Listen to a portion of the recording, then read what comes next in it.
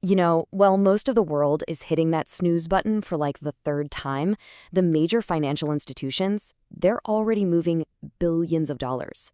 This isn't just about waking up early. No. It's about grabbing a critical, silent advantage before anyone else even knows the day has started. Okay, let's dive into the so-called war map. In any high-stakes game, winning isn't always about being the smartest person in the room or having the fanciest tools.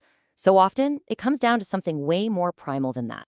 It's about who sets the trap and who walks right into it. And the material we're digging into here is crystal clear on this point. While you're still dreaming, the big players have already scanned the entire board, and they're setting the trend for the whole day. If you show up late, you're not just playing catch-up. You're playing a game that's already been decided hours ago. So this gets us right to the core of the problem, doesn't it? What's the real strategic cost of starting your day on the back foot after the race has already started? Well, that time, 4 a.m., it's not just some random number pulled out of a hat. For traders, it lines up perfectly with a hugely important window, the London Open. This is often the most volatile, highest volume part of the entire trading day. This is when the institutions make their big plays and basically write the story for the day. And this is where it gets really interesting. When you look at the two mindsets side by side, the early hunter is proactive. They do their prep work in the quiet, they wait patiently for their perfect setup, and then they execute with ice in their veins.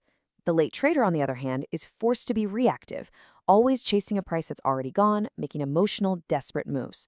One commands the day, and the other, well, the other is commanded by it.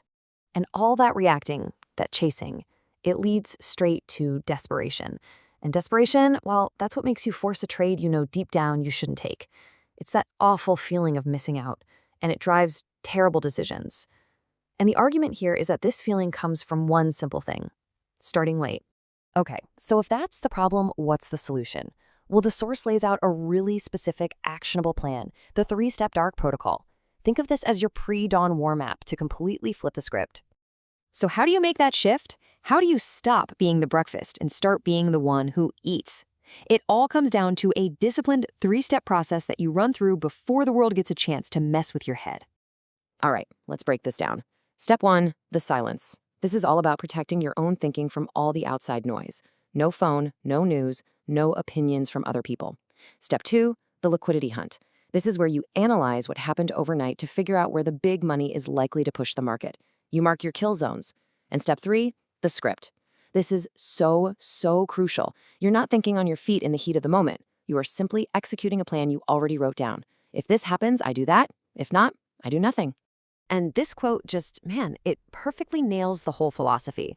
The actual trade, the execution, that's just the final move. The real victory was decided hours earlier, in the quiet of the morning, when you wrote your script. It's all about preparation, not improvisation. So now we're getting into the final part of this. And this is where the whole idea gets, it gets a lot deeper than just a productivity hack. The source actually frames this as a form of self-mastery, almost like a spiritual weapon. Now, you might not expect this, but the source brings in this spiritual dimension. It suggests that those pre-dawn hours have this unique quiet and clarity. It's a time not just for analyzing markets, but for centering yourself before the chaos of the day really kicks in. And this totally reframes the whole thing, doesn't it? The question it poses is pretty profound.